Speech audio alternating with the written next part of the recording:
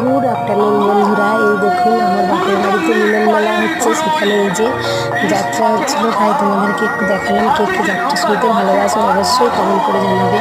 আমার তো খুব ভালো লাগে। আজকেও আবার আছি শুনতে যাবো। টাটা বন্ধুরা, আবার পরে দেখা হবে। কেন বন্ধু আজ তুমি ব্যাংকের চাকরি আর আমি ঠকার বলি বন্ধু ওই জন্য বেশি কথা বললে তাকে বলে পাতাল পাতাল বলেই আমার বই তোকে পড়তে গিয়ে নিজে পড়া না করার জন্য রোজ এই সত্য হাত দুটো বাচ্চারের পেটের নিচে পেটে দিতাম। আর পাতাল বলেই নিজের জীবনকে তুচ্ছ করে